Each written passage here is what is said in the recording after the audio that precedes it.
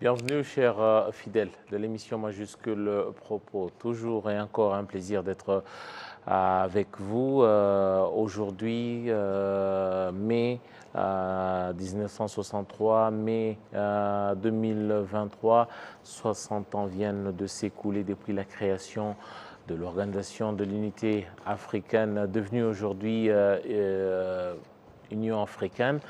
Déjà, on va voir dans quel contexte cette organisation est née et surtout quels étaient les objectifs au départ par les pères fondateurs de cette organisation. Mais on va voir également le chemin parcouru par cette organisation et surtout comment est-ce que cette organisation est passée de l'OUA à l'UA. Quels ont été les motifs et surtout quelles ont été les conséquences ou des retombées de ce changement d'appellation. On va voir c'était que de l'apparent ou c'était également dans le fond. Aujourd'hui, 60 ans viennent de s'écouler. Les gens ont des bilans adressés par rapport à cette organisation. Voilà pourquoi dans nos studios ce soir, nous allons accorder la parole aux gens qui ont vu cette organisation naître ou des gens qui y ont grandi avec cette organisation et aujourd'hui qui ont mûri avec cette organisation. Juste à mes côtés, je suis avec le sénateur Dr Emmanuel Havudimana. Il est membre du Sénat et surtout membre de la Commission des affaires étrangères et également professeur des universités. Honorable et bienvenue dans cette émission. Merci. Voilà. Nous sommes également avec Damien Mozon. Damien, il est donc rwando-béninois, fondateur de Aina Think Tank et surtout, il est aujourd'hui entrepreneur social. C'est ça, Damien? Merci d'être là. Voilà, merci d'être là et surtout d'honorer l'Afrique. L'accoutrement. Voilà. Si l'habit ne fait pas le moine. Mais c'est par l'habit qu'on reconnaît moine quand même. Voilà, avec nous également notre grand monsieur aîné, surtout qui nous fait toujours l'honneur d'être avec nous dans cette émission de Majuscule Propos. Il s'agit de l'ambassadeur Joseph Mutaboba. Il est ancien représentant du Rwanda aux Nations Unies à New York. Il a également occupé plusieurs postes de responsabilité au niveau des Nations Unies. Il a été envoyé spécial du secrétaire général des Nations Unies dans plus d'un pays en Afrique. Merci beaucoup, ambassadeur. Merci beaucoup, Eddy. Également, merci d'honorer l'Afrique également par votre accoutrement. Décidément, c'est moi et le docteur Havudimana qui sommes en tenue occidentale. Voilà, au moins nous sommes des bons héritiers de nos oncles qui ont passé quelques années avec nous sur le continent. J'aimerais bien vous proposer, chers invités et surtout notre audience qui nous suit, j'aimerais bien qu'on puisse lancer l'émission ou avant d'aller dans le fond, suivre cet élément de nos confrères de Africa News qui ont déjà dressé un mini bilan de ce qu'a été ce qu'ont été les 60 ans d'existence de l'Union africaine. Dans cet élément, vous retrouverez des personnalités comme le Moussa Mamad Faki, qui est donc le monsieur UA aujourd'hui. Nous avons également, il est donc à la tête de la commission de l'Union africaine. Nous avons également le Premier ministre éthiopien, l'Éthiopie, vous savez, un des pays fondateurs de cette organisation avec l'empereur Sélassié. Et aujourd'hui, c'est le Premier ministre éthiopien qui également intervient surtout, fait un petit bilan de ce que l'organisation a eu à traverser à travers donc, les âges et les années. On revient tout à l'heure. À l'occasion du 60e de l'Organisation de l'Unité africaine, fondée le 25 mai 1963 dans la capitale éthiopienne avant de devenir l'Union africaine en 2002, le président de la Commission Faki Mahamat a exhorté l'Afrique à ne pas redevenir un terrain de bataille géostratégique. À construire. Dans ces jeux à somme nulle, où les gains des autres se traduisent par des pertes pour l'Afrique, nous devons résister à toutes les formes d'instrumentalisation de nos États membres. Le Premier ministre éthiopien a lui invité ses homologues à travailler à réduire le poids des partenaires extérieurs dans le financement de l'Union africaine. Pouvons-nous proclamer que nous sommes libres alors que notre peuple est toujours en proie à la pauvreté et que nos systèmes sont plongés dans la corruption, l'ineptie et l'indifférence?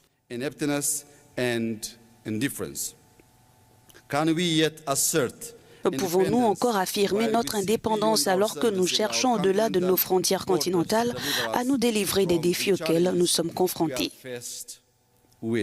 La paix, la sécurité, la démocratie et le développement de notre continent sont menacés dans plusieurs de nos contrées. À cet égard, nous devons convaincre nos frères du Soudan de privilégier le dialogue pour que cesse la guerre qui sévit dans ce pays depuis quelques semaines maintenant et qui ne fera que fragiliser davantage ce grand pays frère. Le président en exercice de l'Union africaine a également dénoncé les changements anticonstitutionnels de pouvoir qui se sont multipliés ces dernières années en Afrique. Merci beaucoup donc à nos confrères de Africa News. Je m'en vais commencer par vous, ambassadeur Mutaboba. Je parlais tout à l'heure des gens sur le plateau qui ont grandi, qui sont nés et grandis avec cette organisation.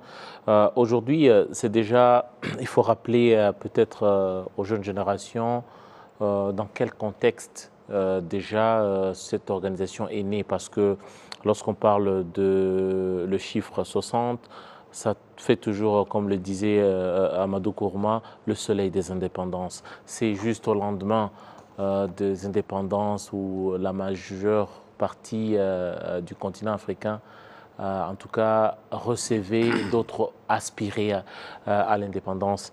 Déjà, c'était dans quel contexte que cette organisation est née?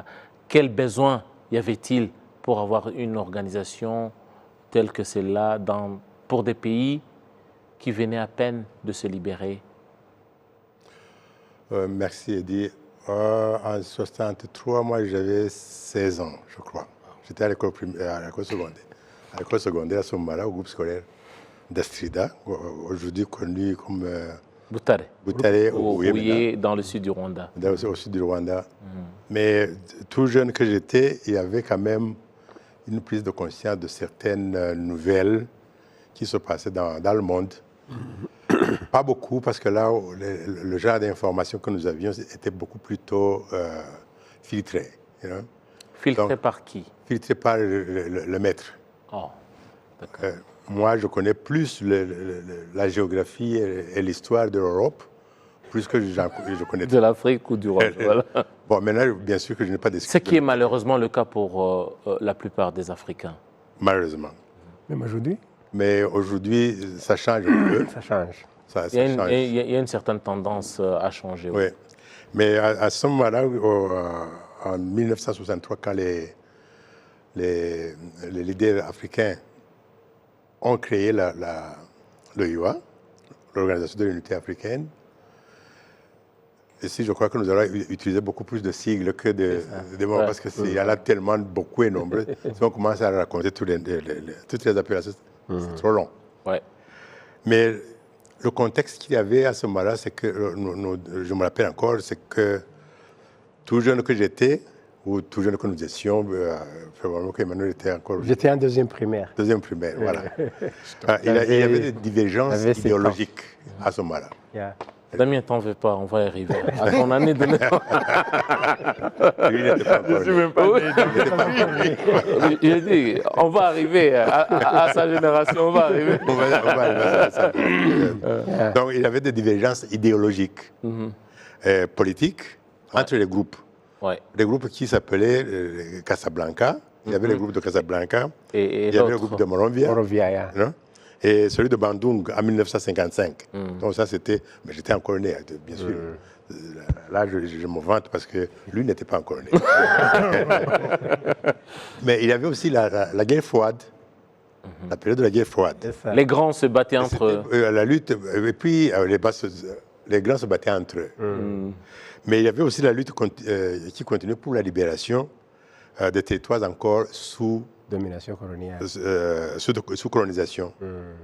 Et ensuite, il y avait la fragilité des pays nouvellement indépendants.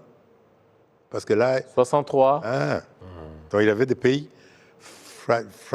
qui étaient encore très fragiles. Et ils étaient encore sous pression de leurs maîtres, etc. Donc ça, c'est le contexte dans lequel on a créé dans lequel le UA est né. Alors doit-on dire que c'est une organisation qui est née déjà, comment on dit, dont on a couché dans la douleur? Ça, c'est une autre façon de bien l'exprimer. Et c'est pour cela que là, on peut carrément parler même des objectifs qu'il y a eu. Parce que les chefs d'État ou les chefs de gouvernement qui étaient à Addis Abeba, ils étaient dit comment on va faire pour décoloniser davantage le continent. Le continent. Donc ça, c'était un objectif assez précis. Comment obtenir la décolonisation totale de tout le continent. Et le démantèlement de l'apartheid en Afrique du Sud. Ça, c'était aussi brûlant comme sujet. Alors, l'autre objectif, c'était renforcer l'unité et la solidarité entre les États africains, dans les États qui venaient d'être indépendants ou qui aspiraient encore.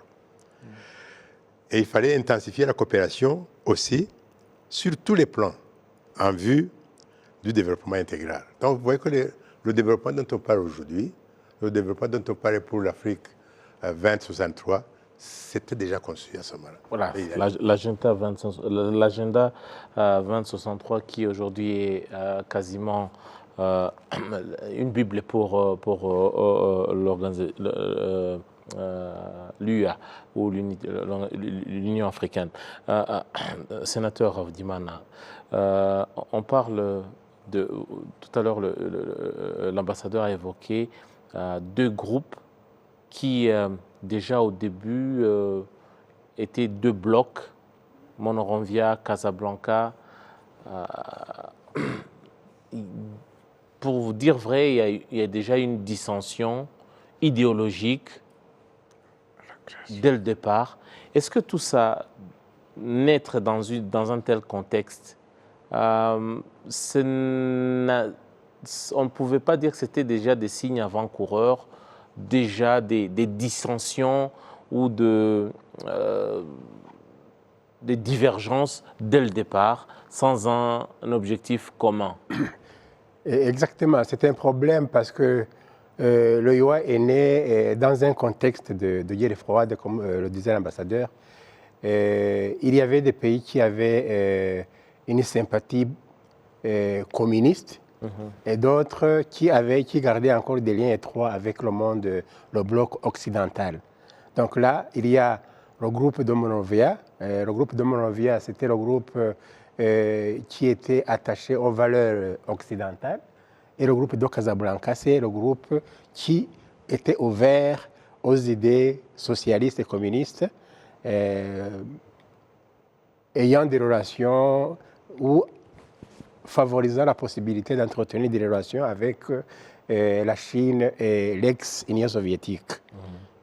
Avec des leaders solides à la tête. Ah oui, parce que le groupe de Casablanca, par exemple, comptait parmi les membres des pays comme, pour citer des voisins, le Burundi qui était en ce moment-là une jeune nation venant d'accéder à l'indépendance en 1962, et avec le parti IPRONA, Union pour le progrès national, qui avait plutôt des sympathies pro-socialistes.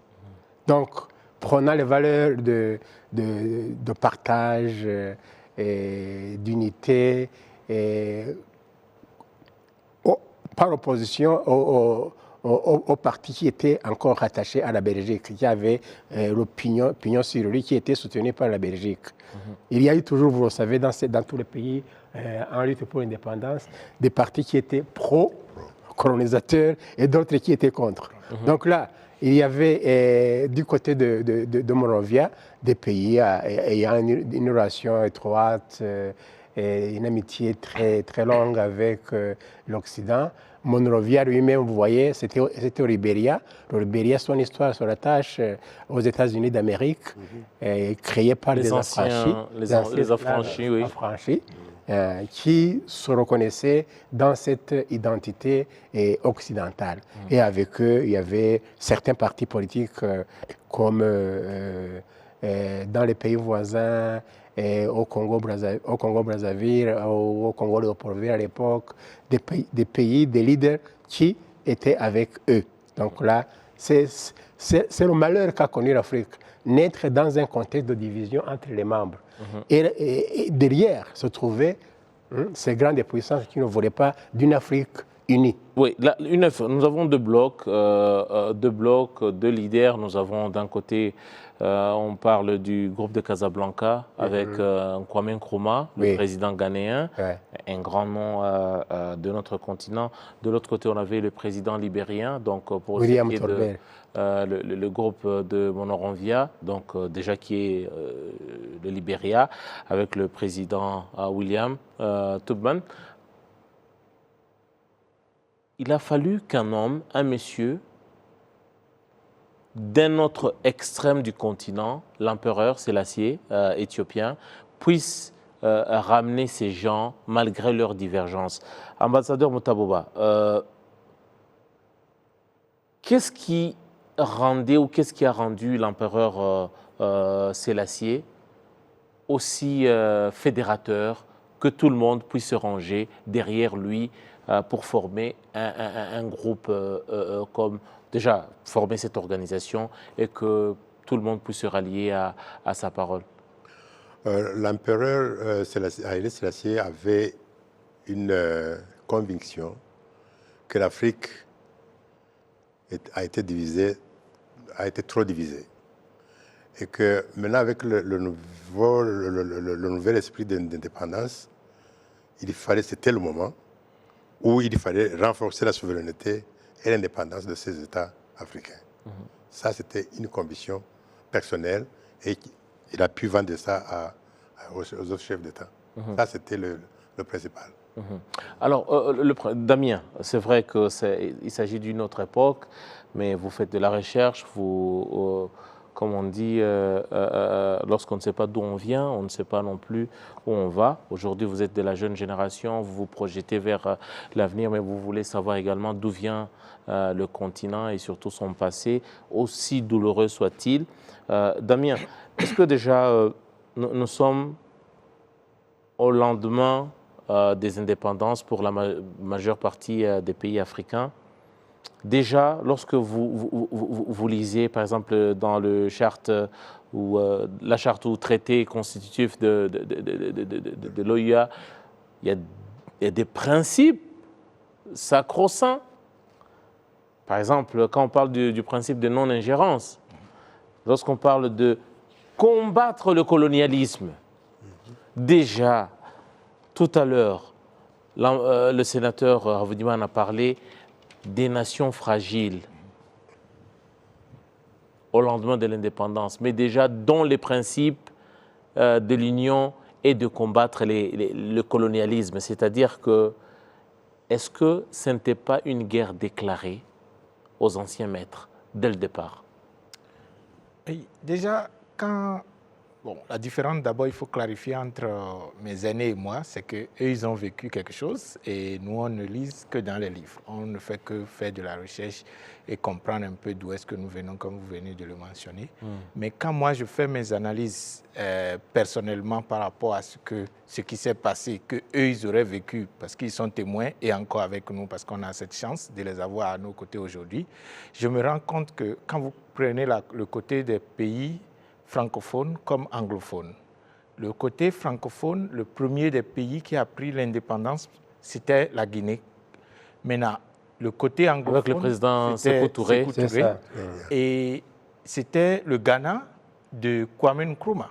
Yeah. Et voilà les pionniers aussi, quelque part, de cette organisation dès le départ, politiquement, qui étaient engagés. Et c'est des gens, quand vous suivez leur parcours, ils ont fait des études en dehors du continent. Et ils sont revenus et il fallait faire une forme de transmission du pouvoir du colon.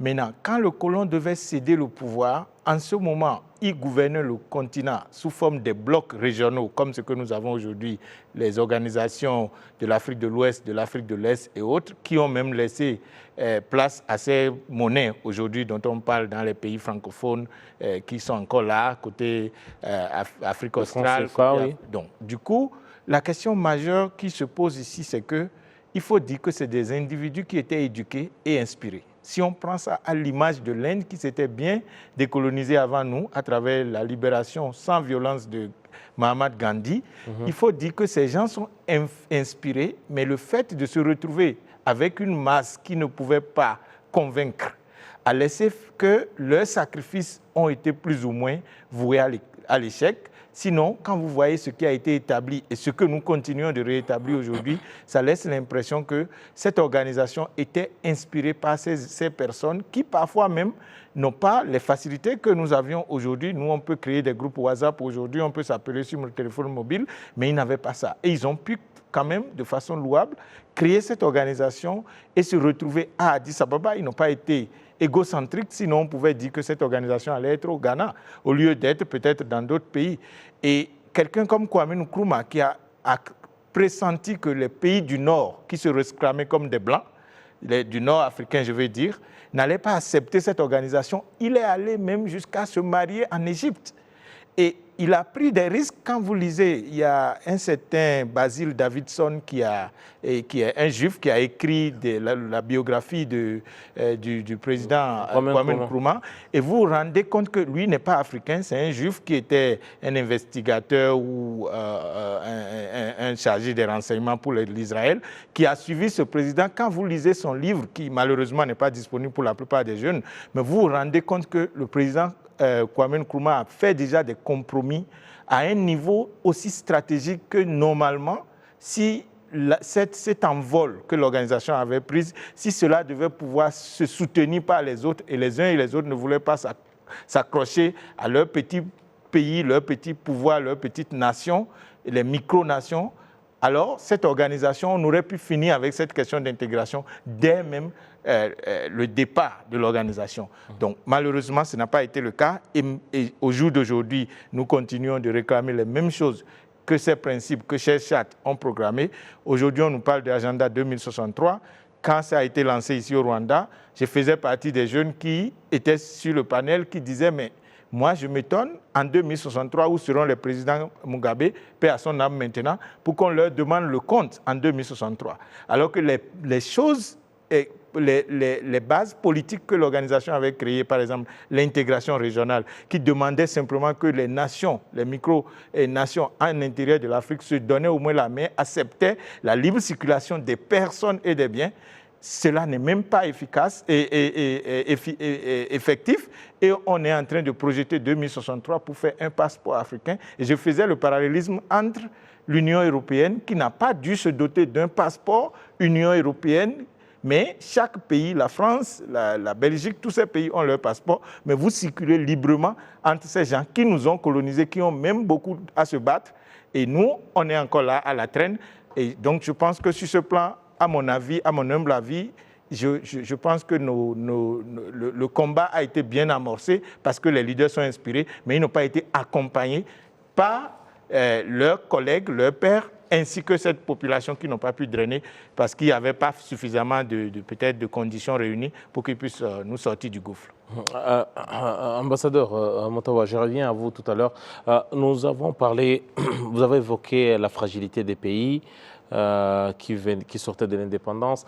Déjà, le moment fort de la fragilité de l'Union arrive en 1984. On voit les images, par exemple, les images de 2017, où le Maroc revient au sein de l'organisation. Un pays comme le Maroc, un pays stratégique, déjà qui sort de l'organisation, qui essaie un peu de grandir, on pouvait déjà annoncer l'inefficacité. Voilà. En fait, la date de la création de l'OIOA correspond à une période extrêmement trouble dans la partie occidentale de l'Afrique. Il y a eu un conflit armé entre l'Algérie et le Maroc, ce qu'on a appelé la guerre des sables. Problème de frontières entre les deux pays. C'était déjà au mois d'octobre 1963, c'est-à-dire simplement 5 mois. 5 mois pour la création de l'Union. De l'Union africaine, de l'organisation de l'unité africaine, l'OIOA. Alors, l'Afrique va essayer d'intervenir diplomatiquement entre les deux pays pour régler le différend. Il y aura une commission qui va essayer de réunir et il y aura une série de conventions qui ont été signées entre les deux pays pour mettre fin à la crise de la guerre des sables le 15 août 1972, c'est-à-dire 9 ans après la création de l'unité africaine, pour montrer comment ça a été lent. Mais la question que vous posiez, c'est surtout la crise créée par le conflit du Polisario. La RASD, la République arabe sahraoui démocratique. Et je me rappelle bien, j'ai suivi de près les événements. J'étais à la fin de mes études à l'université, en 1984.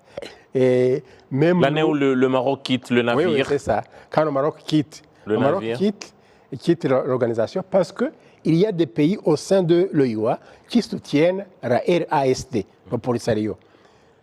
Et même la République arabe sahraoui démocratique a été officiellement admise comme membre de l'OIOA. Ce qui a entraîné le courroux, la colère du Maroc qui a claqué la porte, qui a quitté l'organisation.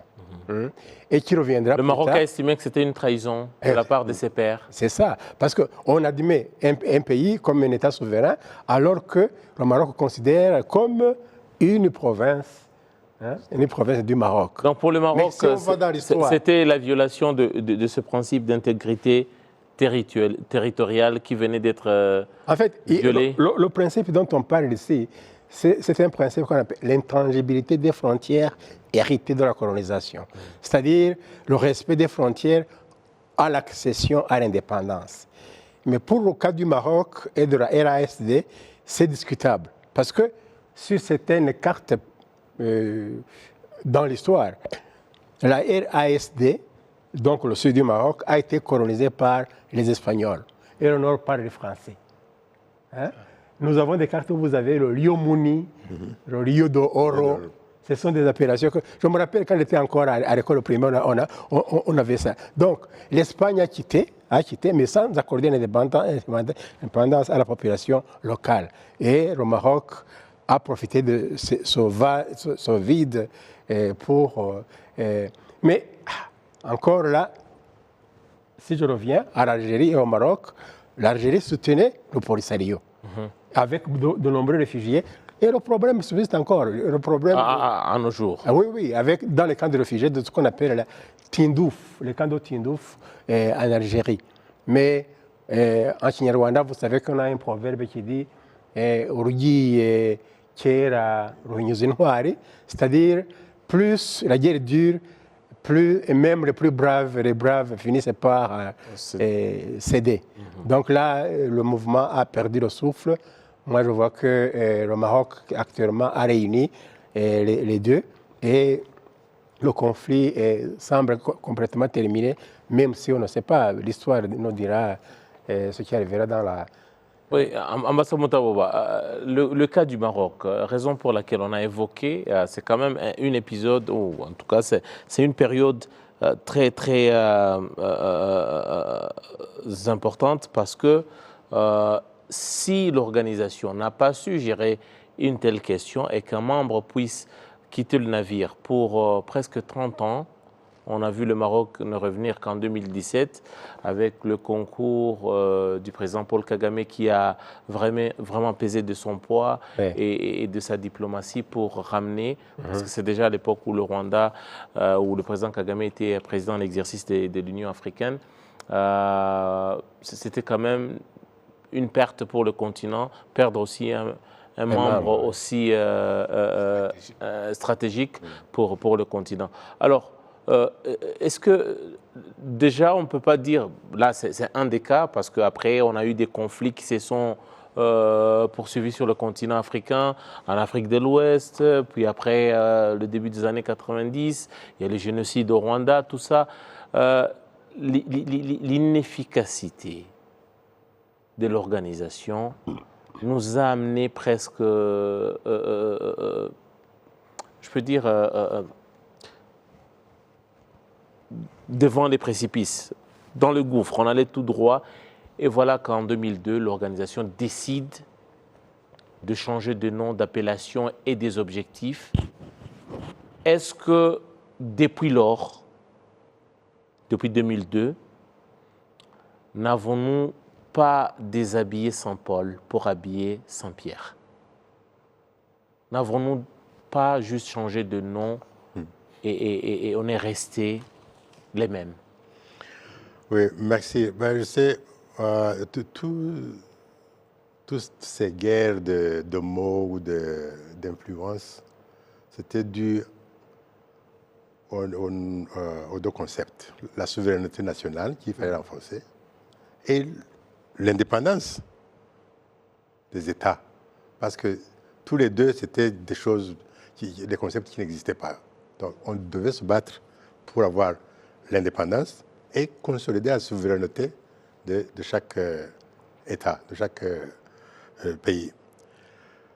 Mais en ce faisant, en sortant des périodes de la colonisation, on se butait à un problème assez important. C'est que les gens vivaient encore dans le passé, suivant les règles et les principes du temps de la colonisation. Vous avez parlé tout à l'heure de non-ingérence. Dans le temps, on disait de non-ingérence dans les affaires intérieures. La transition dont vous parlez là, vous faites allusion à la création de l'UIA. Donc, une organisation qui était l'UIA, qui se transforme en une autre, mais presque de même nom, l'Union africaine, mais c'était carrément essayer de mettre un accent sur la consolidation d'une paix et de la sécurité qui n'était pas acquise. Ça, c'était l'objectif principal. Donc, ça, c'était le shift. Parce qu'au début, on disait, bah, écoutez, voilà, ne vous ingérez pas dans les affaires des autres. Pourquoi? Parce qu'ils savaient que le concept d'intangibilité des frontières, c'était pour essayer de nous garder dans le framework qu'ils avaient créé. Donc, il ne fallait pas s'ingérer, il ne fallait pas... prenez le cas aujourd'hui, le cas des rwandophones au Congo. On vous dit, écoutez, les Belges ont dit, oui, les colonisateurs ont dit en 1885 que les frontières étaient comme ça. Que le Rwanda était aussi petit que ceci, il n'était plus aussi grand qu'il était, etc., etc. Les colonisateurs qui sont venus vous trouver sur vos terres, ce sont eux qui ont dit. Et sans vous consulter. Sans vous consulter. Ah ouais. Alors, donc vous voyez qu'avec cet accent nouveau sur la consolidation de la paix et de la sécurité commune, des États. le principe de non-indifférence va à la place du principe de non-ingérence et dans les affaires intérieures, ainsi que l'intégration et la coopération économique renforcée. Pourquoi? Parce que au début, avant l'indépendance, vous deviez faire affaire avec l'ancien colonisateur. Avec l'ancien colonisateur. C'est lui qui dictait les règles du jeu. Absolument. Donc, il vous dit ce qu'il faut les échanges commerciaux. Donc, il vous dit ce qu'il faut produire pour quel marché, ce n'est pas le marché local, pour son marché à lui, etc. Donc, il fallait que tout ceci change. Et c'est dans cet esprit-là qu'on a dit ces concepts de non-ingérence, ce concept d'intangibilité de frontières, ça, on a quand même gardé jusqu'à là. Mais on a dit l'Union africaine va changer cette attitude, essayer de voir comment on peut faire les choses en commun. Que ce soit la paix en commun, que ce soit la sécurité en commun, etc. Ça n'a pas donné le résultat qu'on escomptait, mais je suis fier que mon pays continue encore à être consistant dans la pratique de cette décision qui avait été prise. Vous êtes du côté des optimistes, des afro-optimistes, mais quand même les critiques disent que le changement et de l'appellation et du nouvel esprit, tout cela a été calqué sur le modèle de l'Union européenne. Ah, ok. Damien, est-ce que vous comprenez les gens qui disent ça? Ça, c'est une question que je vous pose à tous les trois, mais j'aimerais bien commencer par vous. Je dis, c'est une organisation qui voulait créer sur le modèle européen. Voilà, revêtir un nouveau costume, mais quand même calqué sur le modèle de l'Union européenne. Moi, je crois au contraire que si on arrivait même à copier l'Union européenne, on ne serait même pas là où nous sommes aujourd'hui. Je venais d'évoquer la question du voyage. Nous allons tous ici en Europe. Vous n'avez pas besoin de visa entre deux États européens. Laisse-moi aller, aller un peu plus loin. Oui. Mal calqué, mal copié. Mal copié. Donc, si le thème mal copié aurait de sens, et dans ce cas, là encore, on a mal calqué, on a mal copié l'exemple des autres. L'intégration régionale de l'Union européenne, jusqu'à ce que peut-être la Grande-Bretagne décide de sortir récemment, vous allez voir que leur regroupement prend en compte tous les aspects qui ont toujours été nos rêves, c'est-à-dire la libre circulation des personnes et des biens, mais au même moment, la zone de libre-échange que nous sommes en train de créer, eux, ils l'ont créée depuis le début.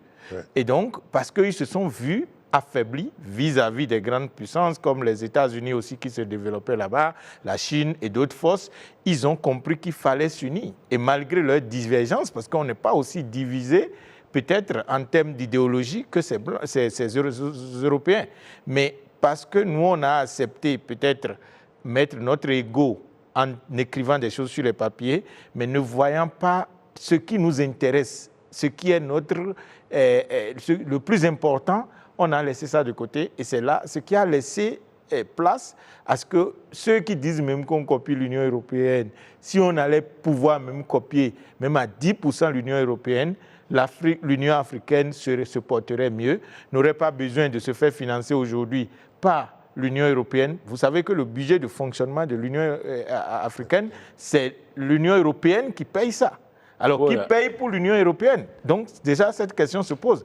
Le bâtiment dans lequel ils se réunissent à Addis Ababa, c'est les Chinois qui ont construit ça. Comment vous pensez que... Moi, je pense que même si cette question de caméra cachée, je peux faire d'autres débats après, la question majeure ici, c'est que vous ne pouvez pas prendre des avions privés. Les Africains, tout ce que nous avons, même si on est riche dans nos sous-sols, on est riche dans nos esprits, mais qu'on a perdu la richesse financière ou matérielle au profit de ces Occidentaux, je crois que l'une des choses qu'on a perdues aujourd'hui, malheureusement, c'est notre dignité. On aurait pu construire même des pailles ou même des appartements, quelque part avec nos moyens, symboliquement à Addis Ababa, que de vouloir se faire bâtir notre siège par d'autres puissances, et maintenant ces puissances décident de qui va financer quoi et qui va participer à quoi. Et donc, ils tiennent la télécommande et rien ne peut bouger. Donc, je crois que ces critiques, moi je vais peut-être au-delà de ces critiques pour dire que l'Union africaine, quelque part, l'intention des pères fondateurs de cela, nous qui sommes les générations, parce qu'il y avait les sociétés civiles aussi qui ont participé en même temps que les chefs d'État. Aujourd'hui, cette société civile a échoué, nous avons échoué, nos dirigeants, nos chefs d'État ont échoué et nous sommes encore, j'ai de la peine de voir que nous allons malheureusement transmettre encore ces peines à nos enfants qui, jusque-là, on leur dit 2063. Et je crois que c'est quand même... Il faut quand même se fixer des objectifs, Damien. Objectif de dire... On doit avoir des objectifs. En 5 minutes, si chacun chez lui ici, nous 4, nous pouvons décider... Tu n'as plus besoin de permission pour venir chez moi. C'est une décision qu'on peut prendre par consensus ici. On n'a pas besoin de 2063 ou d'une loi pour ça. Donc, si on ne peut pas prendre cette décision aussi simple, et vous avez vu des pays qui ont voulu suivre ces décisions-là. On a aujourd'hui le Ghana, le Rwanda, le Bénin, quelques pays qui quand même acceptent aujourd'hui que les Africains et ces pays ne sont pas les plus touchés par le terrorisme, parce qu'on trouve des excuses chaque fois. On dit, oh, les terroristes, qui vous disent que les terroristes ont besoin de visa et qu'ils utilisent les aéroports. Donc, je pense qu'on doit quand même se prendre au sérieux en tant que nous-mêmes, peuple africain et nos dirigeants. Le bilan n'est pas quand même, on peut se flatter, mais le bilan n'est pas quand même ce que cela doit être. C'est vraiment un bilan d'échec. Et comment on peut faire pour que nos enfants ne puissent plus encore hériter de l'état des choses que nous avons aujourd'hui. Ce serait vraiment dommage parce que le monde est en perpétuel changement et nous devons quand même, à un moment donné, arrêter de jouer, arrêter de s'amuser et de savoir que personne ne va nous donner cette liberté, comme le disait Kwame Nkrumah. Nous devons l'arracher. Et pour l'arracher, on ne peut que le faire en union et en harmonie, en intégration. Oui, docteur Abonima. Ce qui est... pour être clair, pour que l'auditeur puisse bien comprendre, aujourd'hui... Le téléspectateur aussi. Le téléspectateur. Le téléspectateur puisse comprendre ce débat.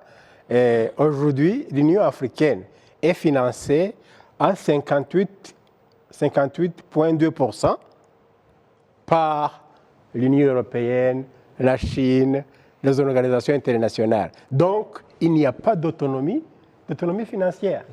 C'est cette main-là qui nous nourrit. Alors, c'est lui qui vous donne à manger. Il a le mot chez vous. Hein? C'est lui qui prend une décision. Alors, on peut quand même se féliciter du fait que notre pays, le Rwanda, a proposé que chaque pays contribue à la hauteur de 0,2% de son PNB. Hein? 0,2% du PNB, c'est-à-dire 2 sur 1000, 2 francs sur 1000 hein, du PNB, pour que l'Union africaine puisse... Mais il y a des pays... S'autofinancer, financer ses projets. Jusqu'à présent, il y a des pays qui n'acceptent pas. Parce que quand ils calculent leur PNB et ils calculent le 0,2%, ils trouvent que c'est une somme très importante qu'ils ne peuvent pas débourser pour l'Union africaine. Tant qu'on ne pourra pas être autosuffisant économiquement, je veux dire financièrement à l'Union africaine, on se fera toujours dicter ce qu'on ne doit pas faire. Autre chose, Damien le disait, nous avons aussi, le président Kagame, quand il était président de l'Union africaine, a aussi contribué à la création de ce qu'ils appellent AFCT. C'est compliqué. C'est la ZLECAf. Restons francophones. C'est la ZLECAF, c'est la zone de libre-échange continentale. La zone de libre-échange continentale. Voilà, la ZLECAf. La ZLECAF. Oui. African Continental Voilà. C'est ça, c'est la ZLECAF. Le sigle est compliqué en anglais. La ZLECAF, c'est beaucoup plus facile. Voilà. Donc la zone d'échange... Et ça tombe bien, nous sommes dans une émission en français. C'est ça. Voilà, merci. Mais si c'était mis en application, que des produits rwandais puissent circuler sans taxes de douane jusqu'au Gabon, jusqu'au Togo, jusqu'au Sénégal, que les produits fabriqués au Nigeria soient importés au Rwanda sans tarif douanier, ça serait une très bonne contribution. Et notre pays, comme le disait Damien, avec le Ghana et le Bénin, ce sont les seuls 3 pays qui aujourd'hui permettent à tous les Africains d'obtenir un visa à l'aéroport. Sans même payer un franc. Oui, Il faut l'ajouter. Là, on ne peut pas dire visite Rwanda et puis fermer les frontières. Il faut que les gens viennent et il faut que les gens soient accueillis. Évidemment, ils ont une période pour renouvellement de leur visa et je pense que c'est 30 jours, après 1 mois. Si c'était une visite normale, tu ne vas pas rester chez quelqu'un pendant plus d'1 mois parce que tu travailles. Mais si tu veux rester au Rwanda, là, il faut contacter l'immigration pour que ton visa soit renouvelé. Mais à l'aéroport, les portes sont ouvertes. Ça serait vraiment excellent si tous les pays africains... C'est également une manière de marquer une certaine indépendance économique. Parce qu'on a parlé des indépendances politiques, des indépendances dans tout le Surtout la libre circulation des personnes et des biens. C'est très important ça. Ambassadeur Mutaboba, vous avez été, en vous présentant à l'audience, vous avez été représentant du Rwanda aux Nations Unies, mais À Addis Abeba aussi. à Addis également. Mais j'aimerais bien poser la question aux représentants d'un pays africain à New York. Avec tous ces changements, c'est vrai, vous représentiez le Rwanda, mais vous étiez africain, comme tous les autres les Africains. Quel regard porte, par exemple, la maison ONU à la maison UA? Parce qu'il y a un regard que la maison ONU porte sur l'Union européenne ou d'autres blocs.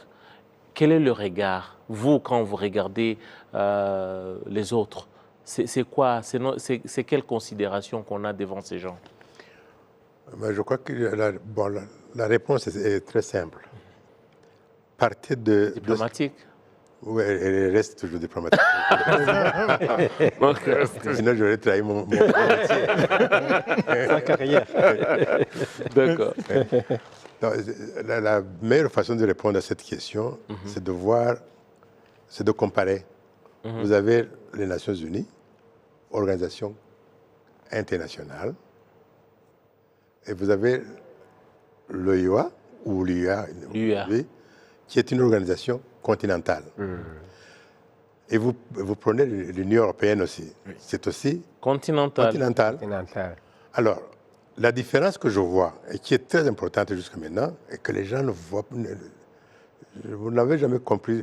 Non, pourquoi? Si l'Union africaine, plutôt l'Union européenne, est allée jusqu'à dire, écoutez, pas de visa, libre circulation des biens des personnes, d'un coup. Mais c'est surtout la zone Schengen, je pense. Hein. Bon, ça, non, la zone Schengen, c'était pour aussi limiter les étrangers qui y vont. Les immigrés. Pour réguler la façon de chercher les visas. Okay. Mais si cela a été fait pour l'Union européenne, pourquoi ça ne réussit pas à l'Union africaine? On a introduit un nouvel élément que je n'ai jamais trouvé ailleurs, que ce soit en Europe ou en Asie ou ailleurs. Les organisations économiques sous-régionales. Oui. Ça, c'est pour distraire les gens. Vous dépensez énormément de sous, vous dépensez énormément d'efforts et d'énergie pour ne pas sortir de là où vous êtes. Ça retarde exactement. Pourtant, attendez que je termine. Oui, je vais juste remplacer un mot. Je sais bien. Mais lui a dit qu'on doit s'appuyer sur les blocs régionaux. Non, ça, malheureusement, c'est ce que je vous dis. C'est là où je dis. Parce que c'est là où je vais en venir. Si vous dispersez les énergies et les avoirs, donc la richesse du continent, le peu qui nous reste, le peu que nous recevons, nous dépensons ça dans l'organisation des petites sous-organisations régionales, la CPGL, qui vous a inspiré l'idée de la CPGL. Tu crois que c'est le président du Rwanda ou du Congo ou du Burundi? Non. L'EAC, tout ça, c'était inspiré ou imposée de l'extérieur. Et les gens n'en parlent pas, malheureusement. Si vous n'analysez pas les faits de ce genre, qui sont pourtant historiques, vous n'allez pas comprendre comment on est retardé dans l'Union. C'est vraiment intéressant. C'est vraiment intéressant. Alors, sommes-nous, par exemple, le nouveau souffle qui inspire le continent africain. Je le disais tout à l'heure, vous avez, j'ai vu tout le monde rire ici. L'Union africaine est convaincue qu'en se basant sur des blocs régionaux forts, on rend l'Union forte. Damien. Oui, mais quelle est la liaison entre l'Union africaine et ces blocs régionaux? C'est son main au niveau régional. Il n'y a pas une responsabilité ou une forme d'hiérarchie que vous pouvez mettre de façon formelle, à moins que je me trompe, entre nos organisations sous-régionales et l'Union européenne et l'Union africaine, justement. Maintenant, dans ce cas d'espèce, la situation la plus alarmante, c'est que même si les colons, ces colons ont suscité ces organisations comme distraction, si je soutiens la thèse de mon aîné, je pense que l'une des choses qu'ils ont été aussi surpris de voir, c'est de voir des groupes comme la communauté des États de l'Afrique de l'Ouest, ECOWAS, qui sont devenus aussi efficaces, qui essayaient de jouer maintenant le rôle que l'Union africaine, justement, devait jouer. Et à un moment donné, ils se sont vus menacés par l'influence et la force, cette intégration régionale. Et c'est là que aujourd'hui, nous avons encore les mêmes problèmes dans l'Organisation des États de l'Afrique de l'Ouest. C'est encore ces Occidentaux, l'Union européenne et d'autres forces qui payent maintenant pour ça. Ça fait que le groupe qui avait un truc une représentation qui permettait d'avoir même une armée, vous vous rappelez dans nos contextes où parfois même l'armée de l'Union des États de l'Afrique de ECOWAS voulait même traverser du Sénégal pour arriver en Gambie. Il y a eu plein de cas où cela a montré l'efficacité de ces groupes et rapidement, ils se sont accaparés de ça. Et vous voyez aujourd'hui, il y a des coups d'État et il n'y a que des déclarations comme ce que faisait, comme le perroquet, l'Union européenne qui disait seulement, bon, quand l'Union européenne condamne, parfois même ils attendent que l'Union européenne condamne avant qu'ils ne disent, oh, nous aussi nous condamnons le coup de force dans tel pays, ainsi de suite. Donc, c'est comme s'ils devaient prendre conseil des autres, alors que normalement nous sommes dans un monde de concurrence et il faut l'assumer. Donc, malheureusement, nous ne l'avons pas assumé et c'est difficile de pouvoir justifier quoi que ce soit ici et de dire que ces organisations, si elles étaient leur efficacité avait été maintenue, cet élan allait être maintenu, l'intention de ces colonisateurs aurait été trahie. Mais ils ont encore, parce qu'eux, ils ont leur renseignement, ils ont leur système qui étudie à chaque point et qui prennent leurs dispositions en amont. Et malheureusement, nous en sommes encore là. Alors, pour terminer... Mais les réalisations là-dessus, parce qu'il faut qu'on reconnaisse quand même. Oui, justement. Il y a des choses positives. Oui. Notamment, on se le disait tout à l'heure. Avons-nous bâti sur du fort, solide? Oui, oui ou non. Mais c'est un bilan mitigé. C'est un bilan mitigé. Mais quand même, on doit reconnaître. Ça souffle le froid et le chaud en même temps. Là, je ne veux pas être diplomatique. OK. Si on a pu décoloniser de 32 à 55 pays... C'est une réalisation. Pour moi, je trouve ça une organisation. La contribution au soutien des mouvements de libération a été vraiment 55 très importante. États indépendants. Ça, c'est bon. Et surtout, si on est parvenu à battre l'apartheid...